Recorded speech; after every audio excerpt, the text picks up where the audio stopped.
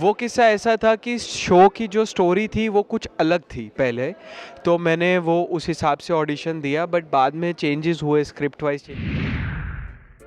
और पहले I think show की स्टोरी कुछ और थी, तो एक अलग टाइप का कैरेक्टर था। मीडिया इंडस्ट्री में है और तो ये हमारा लाइफ का पार्ट है, तो इसको। Hi guys, I'm Shivam Khajuria and you're watching me on Telechakka with our question and answers round. ये रिश्ता की जब स्क्रिप्ट आई थी तब आपने वन टाइम हाँ बोल दिया था या फिर आपने टाइम लिया? मैंने पढ़ा था, मैंने स्टोरी पढ़ी थी, मैंने जीत सर से जो कास्टिंग हेड है उनसे बात की थी, उन्होंने मुझे कैरेक्टर समझाया, फिर मुझे लगा कि मैं कर सकता हूँ और कहीं ना कहीं मुझे लगा कि मैं जस्टिफाई कर सकता हूँ इस कैरेक्टर को, तो मैंने तब हाँ किया, बट ऐसे सिर्फ नाम सुन के नहीं किया था। ओके, इसके अलावा कोई और स्क्रिप्ट्स आई थी? जी मैम, आई थी, काफ़ी आई थी। अभी जो आके जिनके शो शुरू होके बंद भी हो गए हैं, तो आई थिंक लकी हूँ, क्योंकि अगर मैं वो चीज़ें चूज़ कर लेता तो आई थिंक मैं अभी शूट नहीं कर रहा होता। तो आई थी स्क्रिप्ट्स, कुछ अच्छे हैं कुछ बुरे हैं, बट स्क्रिप्ट्स आई थी। और सुहागिन शो की आई थी, आई थिंक कलर्स पे आता है जो, उसकी आई थी। और कौन सी थी, टीवीएफ का एक था, उसकी आई थी, बट टीवी में आपकी डेट्स ही फ्री नहीं होती, तो आप ज़्यादा प्रोजेक्ट्स नहीं कर पाते उस टाइम पे। बट ऑब्वियसली इन फ्यूचर कुछ होगा तो कुछ ना कुछ मैनेज करेंगे ज़रूर। सर, जब आप मनसुंदर में थे, गैप मिला था या फिर आपने खुद इसके लिए ऑडिशंस दिया था, फिर या स्क्रिप्ट आपके पास पहुंचा? नहीं, मैं इतना बड़ा एक्टर नहीं हूँ मैम, मेरे को ऑडिशन देना पड़ता है और मेरे पास मुझे जीत सर है जो डीकेपी के कास्टिंग हेड है, उन्होंने मैसेज किया कि ये स्क्रिप्ट है। और पहले आई थिंक शो की स्टोरी कुछ और थी, तो एक अलग टाइप का कैरेक्टर था, वो मैंने दिया, वो उनको अच्छा लगा, फिर उन्होंने कहा कि इसको इसमें भी ट्राई करते हैं, क्योंकि स्क्रिप्ट चेंज हुई, स्टोरी चेंज हुई, तो फिर ये दिया, इसमें मॉक शूट किया, फिर इस पे सिलेक्ट हो गया एंड उसके बाद आप सबके सामने हूँ। पहले आपको किसी और लीड के लिए अप्रोच किया गया था, तो हाँ, वो किस्सा ऐसा था कि शो की जो स्टोरी थी वो कुछ अलग थी पहले, तो मैंने वो उस हिसाब से ऑडिशन दिया, बट बाद में चेंजेस हुए, स्क्रिप्ट वाइज चेंजेस हुए, नई डेवलपमेंट्स हुई, तो फिर उन्होंने मुझे बताया कि ऐसे ऐसे ये एक कैरेक्टर है जिस पे आप बिल्कुल अच्छे तरीके से फिट बैठ रहे हो। तो यार मेरे लिए बहुत बड़ी बात थी कि मैं एक अच्छे शो में काम करूं, अच्छी टीम के साथ काम करूं, और मुझे ये कैरेक्टर भी अच्छा लगा, मुझे ऐसा लगा कि मैं इसे जस्टिस दे सकता हूं, और आई होप मैं दे रहा हूं, तो बस। सर, ये रिश्ता का सेट पे पहला दिन आपका कैसा था? कुछ अगर मेमोरी अगर आप रखना। आई थिंक हमारा प्रोमो शूट था 24 अक्टूबर को, उस दिन मेरा बर्थडे भी था, तो मेरे लिए वैसे ही वो बहुत दिन स्पेशल था। थर्सडे था, मेरा बर्थडे था, एक नया शो की शुरुआत हो रही थी, तो एक बहुत ही ब्लेस्ड फील कर रहा था। और उसकी मेमोरी ये है कि यार मैं मैम से मिला, अनीता मैम से मिला, अपने अलग अलग कलाकारों से मिला, एक दोस्ती हुई। तो आप जब एक सेट में मैं ऑलमोस्ट 2 साल मैंने काम किया, फिर मैं एकदम नए सेट में आया, तो एक थोड़ी सी नर्वसनेस होती है कि यार लोग कैसे होंगे, टीम कैसी होगी, बट सब ने इतने अच्छे से मुझे एक कंफर्ट जोन, एक कंफर्ट लेवल फील हुआ। और मतलब यही मेमोरी मैं हमेशा रखूँगा कि मैं सबको केक बांट रहा फिर रहा था मेरे फर्स्ट डे पे और मेरे बर्थडे पे, तो वो मेमोरी है मेरी कि मैंने बर्थडे पे शूट। कितने कॉल्स आए? फ्रेंड्स लोगों के यार कॉल्स आए सबके कि नया शो अच्छा है, ये कर रहा है, ओहो ऐसा कर रहा है, वैसा कर रहा है, बट मोस्टली सबके कॉल्स तब आए जब शो ऑन एयर हो गया, क्योंकि मैंने पहले बताया ही नहीं था। तो फिर जब उन्होंने मेरे सीन्स देखे, उन्होंने कहा यार अच्छा कर रहा है तू, तो अभी एक्टिंग वैक्टिंग थोड़ी सीखने लग गया है। मैंने कहा हाँ हाँ बहुत मेहनत कर रहा हूँ भाई, तो थोड़ी परफॉर्मेंस बेटर लगने लग गई मेरे दोस्तों को, नहीं तो बहुत ट्रोल करते हैं हर चीज़ में। तो सबसे पहले जब आपको ये रोल दिया गया था, तो सबसे पहले आपने किसको बताया था घर में? सबसे पहले मैंने अपनी बहन को बताया था, क्योंकि मैं सब चीज़ें सबसे पहले अपनी बहन को ही बताता हूँ, तो उसे बताया था। एंड और किसको बताया था, उसके बाद अपनी मॉम को बताया था, अपनी फैमिली को बताया था, अपने फ्रेंड्स को बताया था, फिर तो सबको पता ही चल गया था। उनका रिएक्शन क्या था? मेरी बहन बहुत खुश हुई थी, क्योंकि जब से हम छोटे थे, एंड मेरी बहन तो बड़ी थी खैर, तो हम टीवी देखते थे और यही शो देखते थे जनरेशन फर्स्ट से, and she used to watch the show and she was like consistent with the show, and she told me oh wow ये रिश्ता क्या कहलाता है, तो मुझे लगा, ऐसे लगा कि ऑस्कर मिल गया उसको, इतनी खुशी हुई। जब और मम्मी का जो वर्ड, फर्स्ट वर्ड क्या निकला था?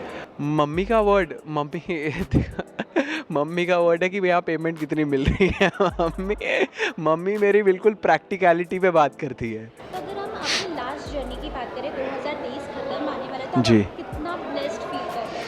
यार बहुत ब्लेस्ड फील कर रहा हूँ, मैंने बहुत अच्छा काम किया, बहुत मतलब सेटिस्फैक्ट्री काम किया है, अपनी टर्म्स पे काम किया है, और बहुत अच्छे अच्छे दोस्त बनाए, सेट पे बहुत अच्छे लोग मिले, एक अच्छा एनवायरनमेंट बना, अपना एक्सपीरियंस गेन किया। तो ऑब्वियसली एंड फाइनेंशियल लेवल पे भी एक स्टेप अप किया मैंने, तो आई फील ब्लेस्ड यार। बहुत अच्छा साल गया 2023, and I hope 2024 would be like 10 times better than this. Treat पे कितने पैसे गए आपने? ट्रीट दिया अपनी फ्रेंड? ट्रीट तो यार अभी थोड़े मेरे दोस्त दूर है, लेकिन सब आजकल जीपे मंगवा लेते हैं और कहते हैं हम तेरे नाम का पिज़्ज़ा खा रहे हैं, हम तेरे नाम का बर्गर खा रहे हैं। और बेचारा मेरा तो पर डे ऐसे ही निकल जाता है लोगों को ट्रीट देने में। और बर्थडे भी था, तो वो सारा जो अमेलगमेट होके बहुत मोटा फटका लगा है मुझे इस बार। सर, टीआरपीज़ को लेकर ना काफ़ी नेगेटिविटी, लोग सपोर्ट भी कर रहे हैं ये रिश्ता को, और जो जी पुराने ऑडियंस है वो कहीं न कहीं नहीं पसंद कर रहे, बोल रहे हैं, तो उस जी। पे आप क्या कहेंगे? कैसे सेट पे? मैम कोई भी नया शो होता है, नया शो तो नहीं कहूँगा, कोई भी लीप के बाद एक शो आता है, एक नई कास्ट बिल्कुल फ्रेश जो होता है, तो उसको ऑब्वियसली ऑडियंस टाइम लगाती है, थोड़ा 2-3 महीने उसको जाते हैं एक बेस क्रिएट करने में। तो आई थिंक हम भी उस ट्रांजिशन फेज़ में हैं कि हमें भी आप थोड़ी देर बाद देखिएगा कि हमारा भी वो एक कंफर्ट लेवल पे आ जाएगा। But I think we are doing good, और जितना भी मैंने सुना है सबसे कि अच्छा हो रहा है, चीज़ें बेटर हो रही है। पर्सनली बोलो तो यार मैं इस चीज़ पे ध्यान नहीं देता, क्योंकि मेरा काम है अपन एक्टिंग करना, अपनी परफॉर्मेंस पे ध्यान देना। बाकी ये सब तो यार ऑडियंस के हाथ में है, ऑडियंस भगवान है, वो जो चाहे वही होता है। सर, जब हैशटैग्स और ये सब जो नेगेटिविटी ट्रोलिंग होती है, तो हम्म। आप कैसे लेते हैं? कैसे रोज मोटिवेट करते हैं? मैम मैं बहुत स्ट्रांग हूँ इस मामले में, मेंटली ना मेरा ये पत्थर है, पत्थर। तो मुझे मैटर ही नहीं करता, मैं सच बोलूँ। हाँ, अगर कोई जेन्युइन क्रिटिसिज्म होगा परफॉर्मेंस को लेके या कुछ लेके, तो मैं देखता हूँ, फिर मैं देखता हूँ कि उस पर कैसे मैं काम कर सकता हूँ। बट ट्रोलिंग तो यार हम अगर मीडिया इंडस्ट्री में हैं, और तो ये हमारा लाइफ का पार्ट है। तो इसको आप अगर इसको नेगेटिविटी की तरह से देखोगे तो आप ही को प्रॉब्लम होगी। और मैं चाहता हूँ कि कोई भी ऐसी चीज़ मेरी परफॉर्मेंस को इफ़ेक्ट ना करे। तो मैं बहुत स्ट्रांग हूँ इस मामले में। 2024 आ रहा है, तो और आगे हम आपसे और क्या एक्सपेक्टेशंस ऑडियंस रख सकती है? एक्सपेक्टेशंस आप बहुत रख सकते हैं, बहुत चीज़ें चल रही है, बट मेरा ये मानना है कि जब तक वो चीज़ ख़त्म नहीं हो जाती, तब तक आपको डिस्क्लोज़ नहीं करनी चाहिए। वो कहते हैं ना, सुमड़ी में काम करते रहो, तो मैं भी सुमड़ी में काम करते करते आगे निकलता जा रहा हूँ। पर्सनली मेरे लिए हर साल स्टेप अप होता जा रहा है। 3 साल पहले मैं देखूँ और अभी देखूँ, तो obviously it's a rise, and I hope कि वो राइज़ ही चलता रहे to the exponential power of infinity. ये कह सकते हैं कि एक बकेट लिस्ट जो एक सपना होता है वो पूरा हो गया है? नहीं ma'am, not at all. It's just 0.00001% of what I dreamt of, what work to do and how to be.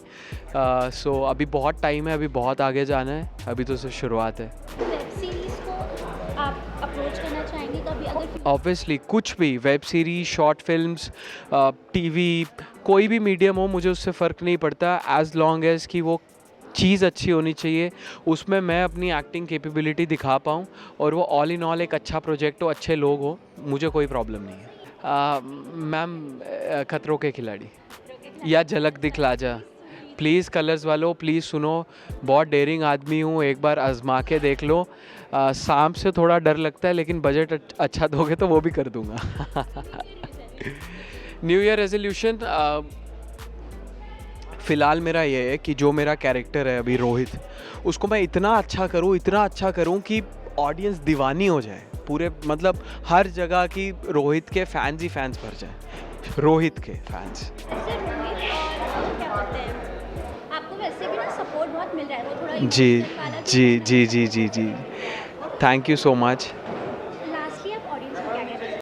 Audience को यार यही कहूँगा, भाई अब मैंने सिर्फ सपने ही देखे हैं, और आप लोग इतने अच्छे से मेरे सपनों को अकोमोडेट कर रहे हो अपनी ज़िंदगी में, इससे ज़्यादा मैं कुछ मांग नहीं सकता। बस दुआएं देते रहो, और मैं जितनी मेहनत हो सकती है करूँगा, आपको खुश रखूँगा। आपको मैं सिर्फ एक I am not just a pretty face, I am a good actor as well. ये प्रूव करके दिखाऊंगा और बहुत आगे जाऊंगा यार, डोंट वरी अबाउट इट। तो मस्ती कौन करता है ये तो सेट पे सिकंदर सर, अरे बहुत फ़नी है और बहुत मस्ती करते हैं। और जब लंच पे हम बैठते हैं टेबल पे तो हंस हंस के हम मर जाते हैं। खाना कम खाते हैं, लाफ्टर हम ज़्यादा खा जाते हैं। ओके। अगर हम शहज़ादा और समृद्धि की बात करें तो अगर कोई सीक्रेट है जो मस्ती से रिलेटेड अगर आप शेयर करना चाहें। समृद्धि का सीक्रेट, यार समृद्धि और शहज़ादा मेरे बहुत जिगरी यार है। अगर वो उनके मैंने सीक्रेट शेयर कर दिए तो तूफ़ान आ जाएगा। बट जेन्युइनली दोनों बहुत अच्छे हैं। समृद्धि का सीक्रेट क्या है? समृद्धि का मेरे साथ सीक्रेट है कि हम दोनों DIY फेस पैक्स के बारे में बहुत बात करते हैं। We are very beauty conscious और हम बहुत नए नए चीज़ें ट्राई करते रहते हैं यहाँ। ओके। एंड शहज़ादा। शहज़ादा का है, शहज़ादा का क्या है? हम्म, शहज़ादा का कोई सीक्रेट मुझे पता नहीं है। वो अच्छा, इंडस्ट्री में आने से पहले आप ये ब्यूटी सीक्रेट्स बचपन से करते थे या फिर अभी थोड़ा मेंटेन? अब बचपन से ही करता था यार, क्योंकि बाहर खेलता रहता था, क्रिकेट खेलता रहता था, कोई स्पोर्ट खेलता रहता था। तो फिर टैन होके घर आ जाता था तो मेरी मम्मी कहती थी कि वो दही और बेसन का आटा लगाओ फेस पे, और सच में फ़र्क पड़ता था। तो वो सब बचपन से चलती आ रही है वो प्रथा। और मेरे घर में I am mostly surrounded by women.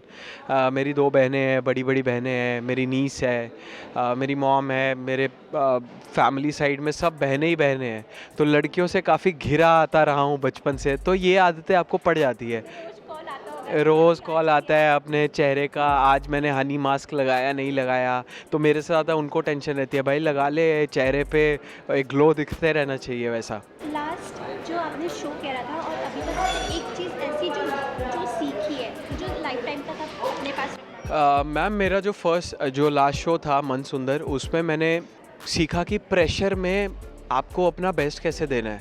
बहुत कम टाइम में आपको बहुत ज़्यादा देना होता था। स्क्रिप्ट बहुत ऐसा रहता था, बहुत हेक्टिक शेड्यूल था, मेरे घर से भी बहुत सेट दूर था, तो वो टाइम मैनेजमेंट एंड बिहेवियर, तो एक्चुअली में वो मेरा बूट कैम्प था। तो मैंने, कहते हैं ना आर्मी के लिए ऑफिसर बनने के लिए आपको NDA क्लियर करनी पड़ती है, वो बूट कैम्प, तो वो मेरा वो था। और अभी मैं आई थिंक एक थोड़ा जूनियर ऑफिसर बन चुका हूँ और थोड़ा सा मैं उस अपने एक्सपीरियंस को मैं काम पे ला रहा हूँ।